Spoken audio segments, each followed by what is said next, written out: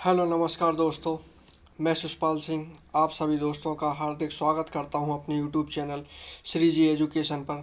दोस्तों आज हम पढ़ने वाले हैं कर्क संक्रांति, मकर संक्रांति और ग्लोब पर कौन सा दिन सबसे बड़ा होता है, या किस रेखा पर कर्क संक्रांति होती है, कहाँ पर बसंत विषुवत होता है।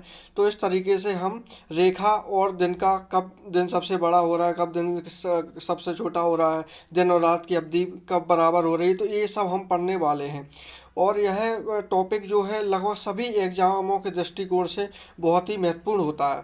ठीक है, यहाँ से कम एक क्वेश्चन बिल्कुल डायरेक्ट देखने के लिए हमें मिलता है, जहाँ पर हम कन्फ्यूजन के कारण उसके लिए गलत कर के आ जाते हैं।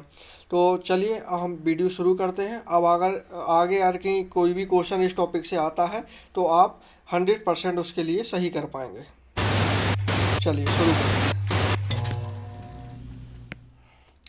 ये देखिए, एक ग्लोब है, ठीक है, ये पृथ्वी है। पृथ्वी उत्तरी ध्रुव हो गया, ये आपका दक्षिणी ध्रुव हो गया, और ये क्या है, विषुवत रेखा। ठीक है, तो सबसे पहले हम स्टार्ट करते कहाँ से, मार्च से। ठीक है, तो अब हम स्टार्ट करने वाले हैं मार्च से। देखिए यहाँ पर बिल्कुल ध्यान से देखिएगा आप लोग। ये हम महीना लेते हैं, ये विषुवत रेखा है ना, विषुवत रेखा देखिए देखिए ये जा रही है, ये पूरी जो है विषुवत रेखा। ये यहाँ पर हम विषुवत रेखा पर क्या ले रहे हैं, मार्च। यहाँ पर आप मार्च लेना, 21 मार्च, कितना, 21 मार्च। 21 मार्च को क्या होता है, विषुवत रेखा पर जब सूर्य की किरणें बिल्कुल सीधी पड़ती हैं तो 21 मार्च के दिन, 21 मार्च के दिन क्या होता है, बसंत विषुवत, बसंत विषुव,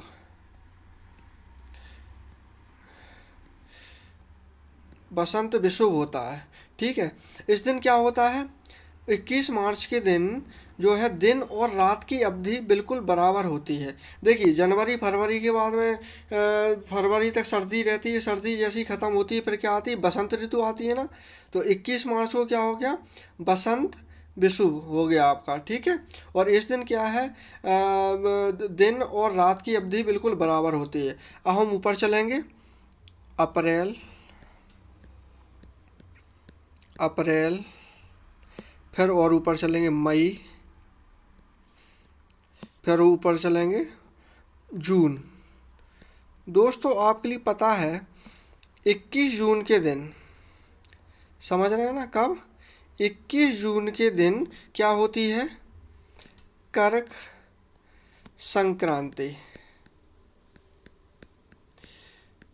इस दिन सूर्य की किरणें कर्क रेखा पर, इस दिन सूर्य की किरणें कर्क रेखा पर लंबवत पड़ती हैं। यहाँ पर कर्क संक्रांति 21 जून के दिन दिन की अवधि सब सर्वाधिक होती है। सबसे बड़ा दिन किस दिन होता है, 21 जून के दिन सबसे बड़ा दिन होता है।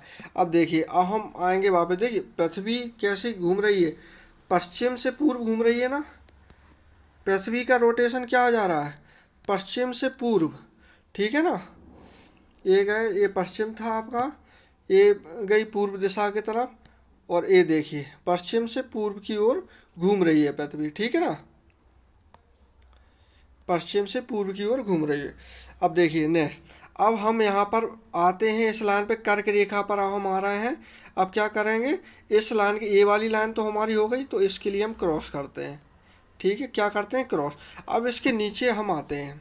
ठीक है, अब हम नीचे देखेंगे, यहाँ पर देखिए अब क्या होगा, जून हो गया था, जून के बाद में क्या आता है, जुलाई। तो यहाँ पर हम सीधा सीधा लिख देंगे जुलाई। क्या लिख दिया, जुलाई। जुलाई के बाद में क्या आता है, अगस्त। जुलाई के बाद में आता है अगस्त। अगस्त के बाद में क्या आता है, सितंबर। क्या आता है, सितंबर। अब देखिए सितंबर को हम कौन सी रेखा पर आ गए, विषुवत रेखा पर आ गए ना। ये कौन सी रेखा, विषुवत रेखा पर हम आ गए सितंबर को।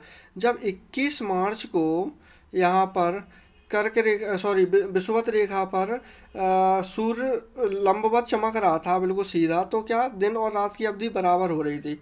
कहाँ पर? विषुवत रेखा पर। ठीक है। इसी प्रकार जब सितंबर में सूर्य की किरणें सीधी पड़ेंगी विषुवत रेखा पर, तो फिर क्या होगा? दिन और रात की अवधि यहाँ पर भी बराबर होगी। लेकिन कितना सितंबर है? देखिए 23 सितंबर। कितना हो रहा है? 23 सितंबर। और इस दिन यहाँ पर क्या होता है? क्या होगा यहाँ पर? शरद विषुवत होगा। क्या होगा यहाँ पर? शरद विषुवत। देखिए यहाँ पर क्या हो रहा था? बसंत विषुवत हो रहा था 21 मार्च के दिन।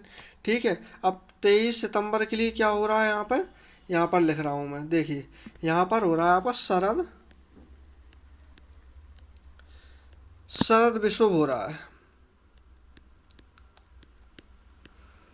ठीक है। ये देखिए। ठीक है, सितंबर तक हम आ गए हैं। अब हम आगे और क्या करेंगे? अब हम आगे जाएंगे, आगे बढ़ते हैं। सितंबर के बाद में कौन सा महीना आता है? अक्टूबर। पूरा दिसंबर कितना?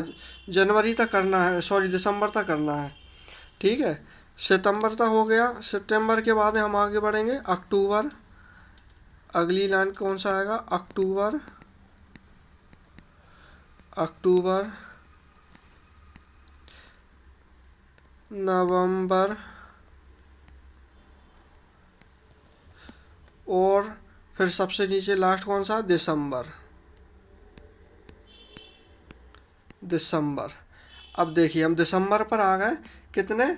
अब ये कौन सी रेखा हो गई? ये हमारी हो गई है मकर रेखा। ये कौन सी रेखा हो गई? ये मकर रेखा हो गई है। तो ये कितने? 22 दिसंबर को सूर्य की किरणें 22 दिसंबर को जब मकर रेखा पर सीधी पड़ती हैं या लंबवत पड़ती हैं, तब ये कौन सा कहलाता है? कौन सी संक्रांति कहलाती है? ये आपकी कहलाती है, यहाँ पर लिख दे रहा हूँ, मकर संक्रांति। मकर संक्रांति, मकर संक्रांति, मकर संक्रांति। ठीक है। एक अब हमने कौन सी देख ली? कर्क संक्रांति इधर हो गई थी 21 जून को। मकर संक्रांति कब हो रही है? 22 दिसंबर को। वैसे भी हम लोग मकर संक्रांति का त्यौहार मनाते हैं तो जनवरी में लगभग हमारा पड़ता है। ठीक है। सर्दियों में, दिसंबर में भी सर्दियां आ जाती हैं। तो 22 दिसंबर को क्या हो रहा है? यहाँ पर मकर संक्रांति ये हो गई है। और इस दिन भी 22 दिसंबर के दिन भी दिन की अवधि सर्वाधिक होती है। ठीक है। तो यहाँ पर 22 दिसंबर को भी दिन की अवधि सर्वाधिक होगी। अच्छा, ये कौन सी रेखा हो रही है? इसके लिए मैं लिखे देता हूँ यहाँ पर। ये कौन सी रेखा हो गई? मकर रेखा, मकर रेखा। ठीक है। और ये यहाँ पर ये कौन सी रेखा थी? ये कौन सी रेखा थी? कर्क रेखा।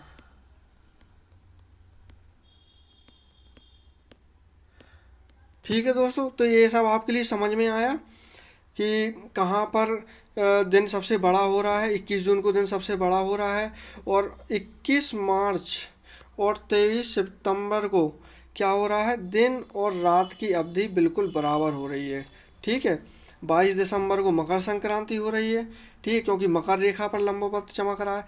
अब देखिए सूर्य जब क्या है? देखिए अब मैं देखिए जब सूर्य उत्तरायण होता है, सूर्य कैसा जा रहा है?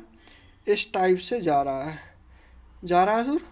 जब सूर्य क्या उत्तरायण होता है तो यहाँ पर 6 महीने दिन होता है। देखिए दोनों ध्रुवों पर होता क्या है?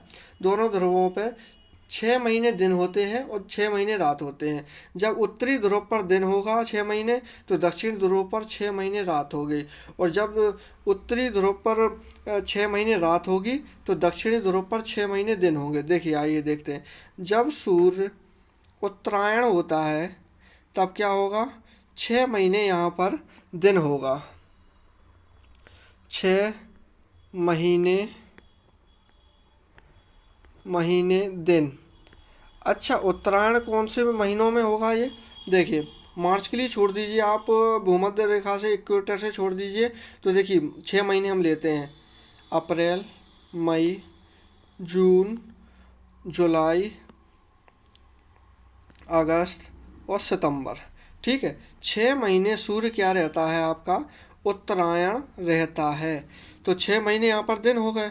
ठीक है, जब यहाँ पर दिन है 6 महीने, तो यहाँ पर क्या हो जाएगा, 6 महीने रातें होंगी दक्षिणी ध्रुव पे, 6 महीने रात होगी दक्षिण ध्रुव पर। उसी प्रकार जब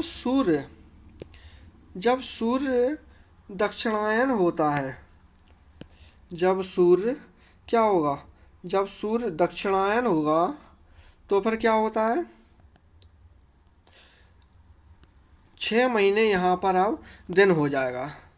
किन किन महीनों में, देखिए सितंबर तक हमने ले लिया था, अप्रैल, मई, जून, जुलाई, अगस्त, सितंबर से ले लिया था हमने, इतने महीने, 6 महीने सूर्य उत्तरायण था। अब दक्षिणायन किन किन महीनों में होगा, तो देखिए अक्टूबर, नवंबर, दिसंबर। ठीक है, दिसंबर के बाद में अब देखिए सितंबर वाली रेखा ये हो गई मकर, तो इसके लिए तो कट करेंगे, जनवरी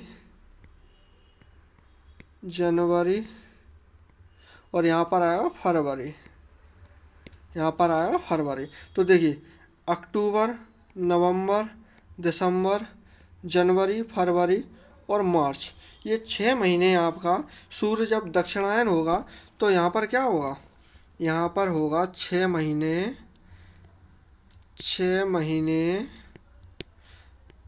दिन होंगे यहाँ पे, 6 महीने दिन। तो फिर जब यहाँ पर दिन हो रहे हैं तो फिर उत्तरी ध्रुव पर क्या होंगे, 6 महीने रात, हो गया ना, 6 महीने रात। तो दोस्तों मैंने आपके लिए पूरा ये वाला टॉपिक समझा दिया है। अब आप इस चार्ट से इसके लिए पूरा पढ़ करके देखिएगा, 1-2 बार आप इसके लिए देखेंगे, अपने हाथ से प्रैक्टिस करेंगे तो आपके लिए आ जाएगा। ठीक है, अब आपका एक भी क्वेश्चन एग्जाम में गलत होने वाला नहीं है।